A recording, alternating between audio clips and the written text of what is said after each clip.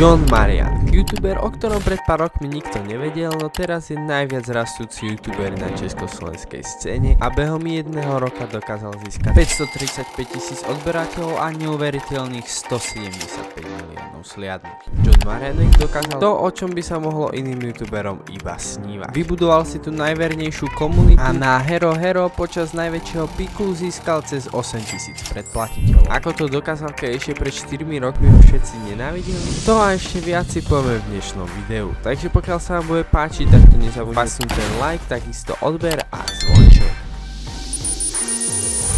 Všetko to začalo TikTokami, ktoré začal uploadovať koncom roku 2019, ktorých sa chytili reakčné kanály. Vďaka tomu rýchlo naberal na popularite, na TikToku hitol 1 milión followerov, až na to, že ten účet mu TikTok nakoniec zmazal. Od začiatku pôsobil arogantne, to sa ľuďom nepáčilo, ale hneď na ňo zmenili názor po vydaní tohto videa. Týmto videom sa začala Johnova kariéra na československom YouTube. Aj keď predtým asi 5 rokov uploadoval CS-ko na svoj kanál, tak sa ale nepresadil s tým do Československa. John to urobil všetko takticky. Na začiatku pôsobil arogantne, čím bol kontroverzný a tým si ho začali všímať ľudia, reakčné kanály a potom všetkých tých svojich hejterov obrátil ku sebe vo svoj prospech, keď povedal svoj príbeh, ako sa dostal do Ameriky.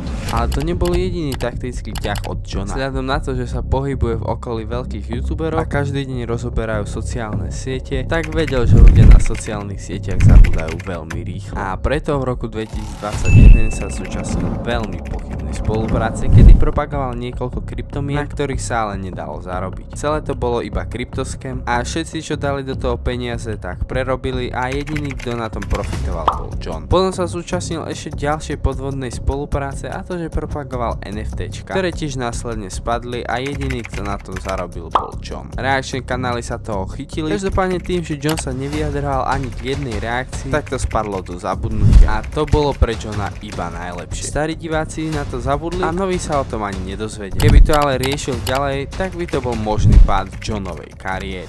22. septembra 2022 vyhlásil John súťaž #Jedu za Johna, ktorý získal na TikToku 20 miliónov sliadnutí. No tak mimochodom tej súťaže som sa zúčastnil aj ja, link na to video máte tu hore.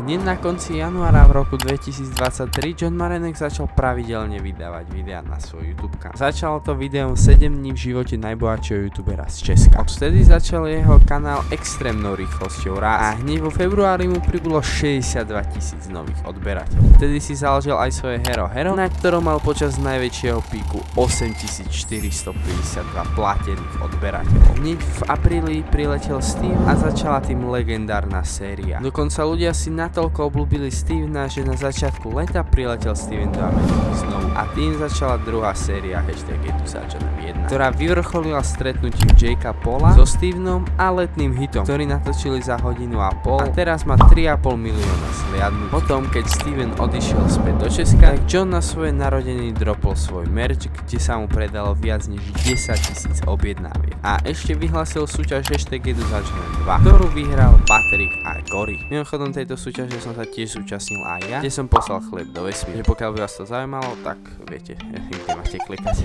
Táto séria začala ešte extrémnejšie ako tá prvá, každopádne diváci si týchto výhercov neobľúbili natoľko ako Steve. Hneď ako skončilo #Jedu za Johnom 2, tak priletel Steven späť do Ameriky. John Marianek si stanovil 1 milión do konca roku 2023, ktorý však nedosiahol. Ale tak či tak to grindil do konca roku. Posledné video vydal 29.12. so Stevenom a potom sa na mesiac vyparil. Nedal o sebe vedieť ani na YouTube, ani na Instagram. Po takomto veľkolepom konci John nahral o mesiac znovu video na YouTube, v ktorom plánoval rok 2024. Potom nahral 3 ďalšie videá a zase sa na mesiac vyparil. Prečo tomu tak bolo? Totiž John Marianek dostal ban na YouTube na mesiac a z toho dôvodu nemohol točiť na YouTube. Jeho kanálu priemerne pribudalo 45 000 odberateľov mesačne a zrazu v marci nič. A ešte aby toho nebolo málo, tak sa v marci dokonca pohádal so Stevenom. Každopádne to bol ďalší taktický ťah od Johna, lebo tým chcel robiť to, aby sa zase o ňom rozprávalo a chcel veľkolepo začať svoj comeback na YouTube po bani. Preto nebolo nič lepšie ako to, aby Steven späť prišiel do Ameriky. A aby to nebolo zase to isté ako tie 3 série predtým, tak to chcel niečím ozvláštniť. A práve preto nafejkovali beef, že sa Steven pohádal s jeho priateľkou a že ho vykopla. A keďže, ako som už spomínal, ľudia milujú dramu, tak to bolo zase niečo zaujímavé. A všetkých zaujímalo, že či Steven s jeho priateľkou späť budú chodiť späť. Podľa Social Blade by mal John Maranek hitnúť 25.7.2024 milión odberateľov. To, či vážne hitne, sa môžeme nechať iba prekvapiť. To, či John bude točiť naďalej, je tiež iba otázka. Dokonca sa zmienil, že po milióne začne natáčať iba po anglicky. Ale od příštího roku já switchuju na angličtinu, borci. Takže si užijte asi další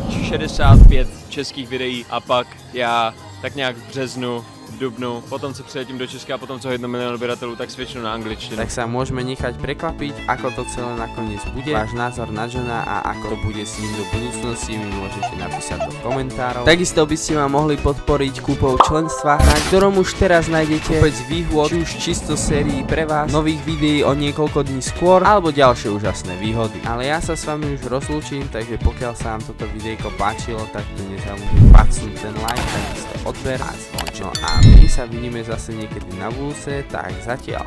Čau čau.